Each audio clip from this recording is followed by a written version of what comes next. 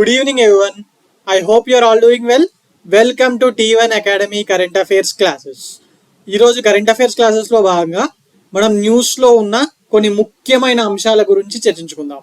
అవేంటంటే coming on to the first topic for today, that is Dubai plans to build world's largest airport. దుబాయ్లో ప్రపంచంలోనే అతి పెద్ద airport కడదామని చెప్పి దుబాయ్ రాజు తెలియజేయడం జరిగింది. సో మనం ఇప్పుడు దాని గురించి మాట్లాడుకుందాం. ఓకే, ప్రపంచంలోనే అత్యంత పెద్దదైన Al Maktoum international airport, Al Maktoum international airport ని అంతర్జాతీయ విమానాశ్రమాన్ని దుబాయ్ లో $35 బిలియన్ ఖర్చుతో $35 billion USD or approximately 2.9 lakh crore ఖర్చుతో చేపట్టబోతున్నట్టు దుబాయ్ రాజు అయిన Sheikh Mohammed bin Rashid Al Maktoum గారు తెలియజేయడం జరిగింది. ప్రపంచంలోనే అత్యంత పెద్ద ఎయిర్పోర్ట్ దుబాయ్ లో రాబోతోందనే point important guys, current affair లో అడగచ్చు. మరి ఇంత పెద్దది ఎందుకంటే ఫ్యూచర్ కోసం కడుతున్నారు. రాబోయే 10 ఏళ్లలో దుబాయ్ కి వచ్చే ప్రతి ఫ్లైట్ అంటే అంతర్జాతీయ ఫ్లైట్స్, దానికి సంబంధించిన కార్యక్రమాలన్నీ కూడా ఈ ఎయిర్పోర్ట్ నుంచే సాగేలా ప్రణాళికలన్నింటినీ సిద్ధం చేస్తున్నట్టు మరి రాజుగారు తెలియజేయడం జరిగింది. మరి ఇది అందుబాటులోకి వచ్చిన తర్వాత this will be the world's largest terminal, ప్రపంచంలోనే అతి పెద్ద టెర్మినల్ గా ఇది నిలుస్తుందంట. ఓకే, మనం ఈ మధ్య ఇవి కూడా విన్నాం కదా, దుబాయ్ లో కొన్ని కన్స్ట్రక్షన్ యాక్టివిటీస్ గురించి. దుబాయ్ లో ఈ వరల్డ్ లార్జెస్ట్ ఎయిర్పోర్ట్ మాత్రమే కాకుండా port, urban hub, new global centre ఇవన్నీ కడుతున్నారని చెప్పి మనం విన్నాం కదా. మరి ఎందుకు కడుతున్నారు ఇలా అన్ని అంటే దుబాయ్ మాత్రమే కాదు, ఆ ఏరియాలో ఉన్న అన్ని కంట్రీస్ కి అర్థమైపోయింది. ఏమని, రేపు ప్రొద్దున ఇంకో 20-30 years తర్వాత ఇప్పుడు వస్తున్నట్టుగా మన దేశాలకు క్రూడ్ ఆయిల్ ద్వారా ఇన్కమ్ రాదు. సో వాళ్ళు డైవర్సిఫై చేసుకుంటున్నారు వాళ్ళ ఇన్కమ్ సోర్సెస్ ని. కొందరు టూరిజం అని, ఇంకొందరు ఇలా వరల్డ్స్ లార్జెస్ట్ ఎయిర్పోర్ట్, ఇలా డిఫరెంట్ దాంట్లో పెట్టుబడులు పెడుతూ ఇన్ఫ్రాస్ట్రక్చర్ ని డెవలప్ చేస్తూ మరి అక్కడ వాళ్ళ ఇన్కమ్ సోర్సెస్ ని డైవర్సిఫై చేసుకోవడానికి ప్రయత్నిస్తున్నారు. ఓకే, ఆల్రెడీ మన ఇండియన్స్ కి, కొన్ని దేశాల వాళ్ళకు, ఇంకా వేరే దేశాల వాళ్ళకు వీళ్ళు గోల్డెన్ వీసాస్ కూడా ఇస్తున్నారు కదా. మినిమం ఇంత పెట్టుబడి పెట్టే ఆంటర్ప్రినర్స్ కి మా దేశంలో గోల్డెన్ వీసాస్ ఇస్తామని చెప్పి కూడా అప్పట్లో రూల్ తీసుకొచ్చారు కదా. ఎస్, మరి ఇవన్నీ కూడా అందుకోసమే. మరి ఈ ఎయిర్పోర్ట్ యొక్క ప్రత్యేకతలు ఏంటంటే, రాబోయే ఎయిర్పోర్ట్ లో ఎవ్రీ ఇయర్ 26 crore మెంబర్స్ ప్రయాణికులు రాకపోకలు సాగించేలాగా ఈ ఎయిర్పోర్ట్ ను అభివృద్ధి చేయబోతున్నారు. ఓకే, మనకు ఇదంతగా మేము అవసరం లేదు. దుబాయ్ లో వరల్డ్స్ లార్జెస్ట్ ఎయిర్పోర్ట్ రాబోతుంది అనేది current affairs point of view లో ఇంపార్టెంట్. ఎంత ఖర్చుతోనంటే $35 బిలియన్. దుబాయ్ రాజు పేరు అండ్ ఇందాక నేను చెప్పిన పాయింట్ అది మీకు మెయిన్స్ లో పనికొస్తుంది. Okay, now coming on to the next topic for today, that is world intellectual property day. World intellectual property days important కదా. ఎస్, ఈ ఇంటెలెక్చువల్ ప్రాపర్టీ డే మీద లాస్ట్ టైం ఒకసారి క్వశ్చన్ కూడా వచ్చింది. మరి ఈ డే ఎప్పుడు నిర్వహిస్తూ ఉంటారు? This is observed every year on April 26th. ప్రపంచవ్యాప్తంగా April 26th రోజున దీన్ని నిర్వహిస్తూ ఉంటారు. మరి ఎందుకు? To raise awareness and understanding about intellectual property among the people. ఈ ఇంటెలెక్చువల్ ప్రాపర్టీస్ అనేది అసలు ఏంది, ఇలాంటి విషయాల మీద జనాల్లో అవేర్నెస్ ని తీసుకురావడానికి ఈ డే ని అబ్జర్వ్ చేస్తున్నారు. సెలబ్రేట్ అనలేం దీన్ని, కానీ పాటిస్తున్నారు. ఓకే, మరి ఈ రోజే ఎందుకు, April 26th ఎందుకు ఇన్ని రోజులు ఉండగా అంటే, ఈ రోజునే world intellectual property organization WIPO, that is world intellectual property organization ని పెట్టడం జరిగింది. మరి అందువల్లనే ఆ రోజునే దీన్ని నిర్వహిస్తున్నారు. ఓకే, WIPO ని April 26, 1970 రోజు ఎస్టాబ్లిష్ చేయడం జరిగింది. ఓకే, మరి ఈ డేస్ అన్నిటికీ థీమ్స్ అనేవి వెరీ వెరీ ఇంపార్టెంట్ కదా. ఏ డే ఉన్నా ఆ డేకి ప్రతి సంవత్సరం ఒక థీమ్ ఉంటుంది, రైట్? మరి థీమ్ ఈసారి ఏంటంటే IP అంటే intellectual property and the SDGs, that is sustainable development goals కదా. Yes, IP and SDGs building our common future with innovations and creativity. Okay, and innovations and creativity. Okay, ఇది దీని యొక్క మరి ఎప్పటి నుంచి నిర్వహిస్తున్నారు దీన్ని అంటే 2001 నుంచి. 2000 లో డిసైడ్ చేశారు నిర్వహించాలి కానీ, మరి 2001 April 26th మొట్టమొదటిసారిగా వరల్డ్ ఇంటెలెక్చువల్ ప్రాపర్టీ డేని అబ్జర్వ్ చేయడం జరిగింది. ఓకే, మరి ఎందుకోసం ఆ రోజే అన్నాను, ఎందుకంటే WIPOని 1970 ఏప్రిల్ 26 రోజునే స్థాపించడం జరిగింది కాబట్టి. ఓకే, సో మరి WIPO గురించి మాట్లాడుకోవాలి కదా, వరల్డ్ ఇంటెలెక్చువల్ ప్రాపర్టీ డే, దాని వల్లనే కదా, వరల్డ్ ఇంటెలెక్చువల్ ప్రాపర్టీ ఆర్గనైజేషన్ వల్లనే కదా. ఎస్, మరి దాని గురించి మాట్లాడుకుంటే దీన్ని ఎప్పుడు ఎస్టాబ్లిష్ చేశారు? ఏప్రిల్ 26, 1970. మరి దీని హెడ్ క్వార్టర్ ఎక్కడ ఉంది?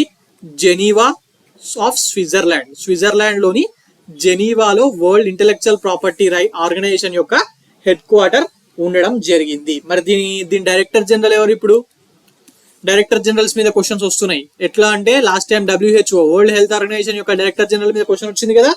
ఎస్, మరి దీని డైరెక్టర్ జనరల్ ఎవరు అంటే సింగపూర్ కి చెందిన డారెన్ ట్యాంగ్. Okay, right. ఇది దీనికి సంబంధించిన టోటల్ ఇన్ఫర్మేషన్ అండి. వరల్డ్ ఇంటెలెక్చువల్ ప్రాపర్టీ డే మీద లాస్ట్ టైం TSPSCలో క్వశ్చన్ వచ్చింది. సో అందుకే ఇక్కడ మళ్ళీ స్పెసిఫిక్ గా చెప్పడం జరిగింది, ఒకసారి చూసుకోండి. Okay, right. Now coming on to the next topic for today, that is China releases plans to build research station on moon south pole by 2025. Moon యొక్క దక్షిణ ధ్రువం, సౌత్ పోల్ అంటే ఏంటి? దక్షిణ ధ్రువం. మరి ఆ చంద్రుని యొక్క దక్షిణ ధ్రువంపై ఒక పరిశోధనా కేంద్రాన్ని ఏర్పాటు చేస్తాము 2035 కల్లా అని చెప్పి చైనా వాళ్ళు వాళ్ళ ప్లాన్ ని రిలీజ్ చేయడం జరిగింది. ఓకే,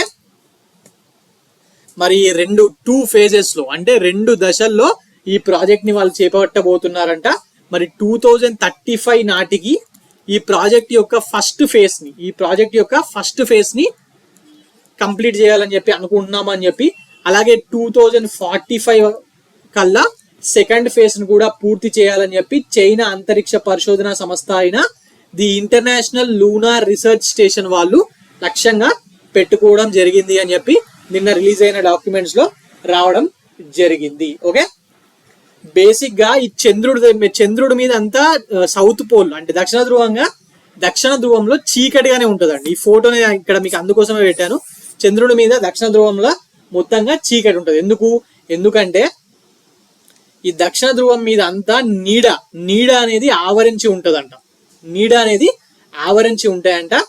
మరి ఈ ఏరియాలో నీళ్లు మంచు ఉంటాయని చెప్పి మరి పరిశోధనలకు ఈ ప్రాంతం చాలా అనుకూలంగా ఉంటుంది అని చెప్పి చైనా వాళ్ళు వ్యూహాత్మకంగా స్ట్రాటజికల్ గా ఆలోచించి ఈ ప్రాంతంలో ఒక పరిశోధన కేంద్రంని ఏర్పాటు చేయడానికి ప్రయత్నిస్తున్నారు. చంద్రుని మీద నీళ్లు మంచు ఇవన్నీ కనుగొనడానికే ఈ ప్లేస్ లో సదర్న్ పోల్ లో వీళ్ళు దీన్ని నిర్వహించబోతున్నారు. సో మనకి ఎగ్జామ్ పాయింట్ ఆఫ్ వ్యూలో which is the country which is planning to build a research station on moon south pole అని చెప్పి అడగచ్చు. అలాగే ఏ సంవత్సరం వరకు, ఇవన్నీ ఇంపార్టెంట్. SINT లో అడుగుతున్నాడు కదా, అంటే జస్ట్ ఒకటే క్వశ్చన్ ఇచ్చి వదిలేడు.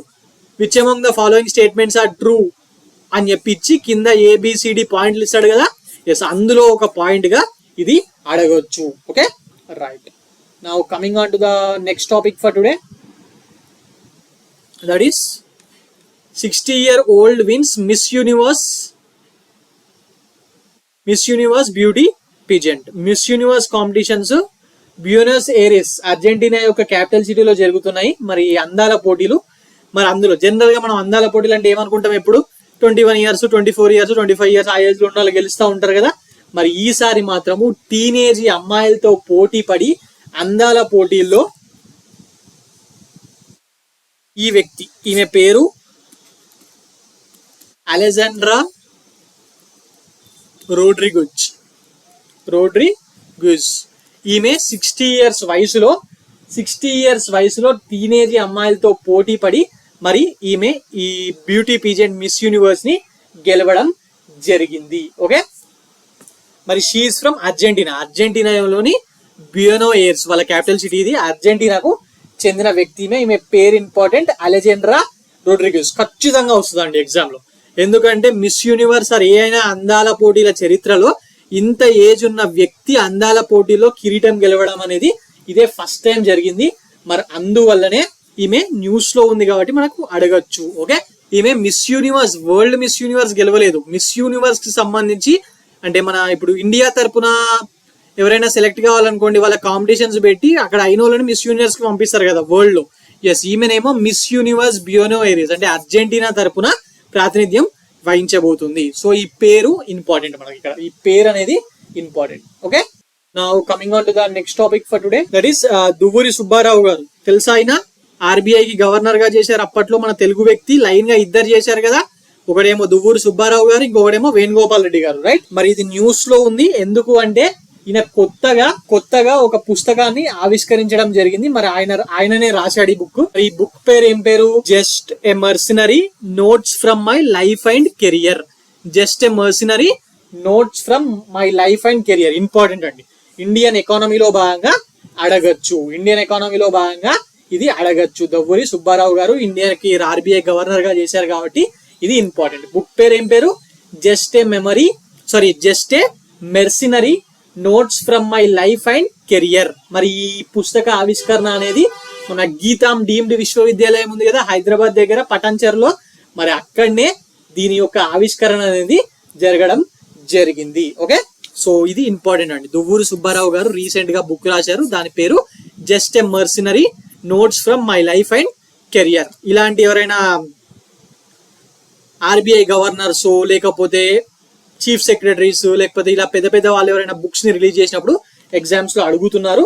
మరి అందుకోసమే ఇది మనకు ఎగ్జామ్ పాయింట్ ఆఫ్ లో ఇంపార్టెంట్ అవుతుంది. ఇందులో ఆయన ఏం చెప్పిండు, ఏం రాసిండు అనేది మనకు అవసరం లేదు ఎగ్జామ్ పాయింట్ ఆఫ్ లో. Okay, right. Now coming on to the next topic for today, that is SCL foundation award for clean and green earth. Earth day, world earth day April 22 నిర్వహిస్తారు కదా. ఎస్, మరి దాని theme ఈ సంవత్సరం planet versus plastics కదా. మరి ఆ event సందర్భంగా, ఆ రోజు సందర్భంగా SCL అనే ఒక ఫౌండేషన్ అవార్డ్ ని ఒక చిన్న పిల్లగాడికి ఇవ్వడం జరిగింది. అసలు ఎందుకు ఇచ్చారు లాంటి విషయాలు మనం ఇప్పుడు తెలుసుకుందాం. ఈ కనిపిస్తున్న బాలుడు ఉన్నాడు కదా, ఈయన మిజోరంలోని ఐజ్వాల్ సమీపంలో ఒక చిన్న ఏరియాలో ఉంటాడట. ఈయనకు 9 ఇయర్స్ పిల్లగాడు. ఈయన పేరు Joseph. His name is Joseph Lalrinfela. ఇతను తన గ్రామంలోను మరియు పరిసరాలను పరిశుభ్రంగా ఉంచేదానికి కృషి చేస్తున్నాడంట. ముఖ్యంగా తన గ్రామంలో ప్లాస్టిక్ రహితంగా ఉండేలాగా ఈయన చాలా ప్రయత్నిస్తున్నాడట. మరి అందువల్లనే world earth day, that is ప్రపంచ ధరిత్రి దినోత్సవం 2024 సందర్భంగా ఐజ్వాల్లో నిర్వహించిన కార్యక్రమంలో ఈయనకు ఈ award, that is SCL foundation award for clean and green earth award ని ప్రదానం చేయడం జరిగింది. మరి మనం వరల్డ్ ఎర్త్ డే గురించి మాట్లాడుకుంటున్నాం కాబట్టి దాని యొక్క థీమ్ ఏంటి సారి? Planet versus plastics, right. మరి ఈ అవార్డు కింద SCL ఫౌండేషన్ అవార్డు కింద ఈ పిల్లగాడికి 25,000 అవార్డు కూడా ఇచ్చారట. జస్ట్ ఈయన పేరు SCL ఫౌండేషన్ అవార్డు. అలాగే ఈ ఎర్త్ డే ఏ రోజున నిర్వహిస్తారు లాంటి విషయాలు గుర్తుపెట్టుకోండి. Okay, right. సో ఇదండి ఈరోజు current affairs. For more current affairs like this, please visit T1 Academy and also please subscribe T1 Academy. Thank you.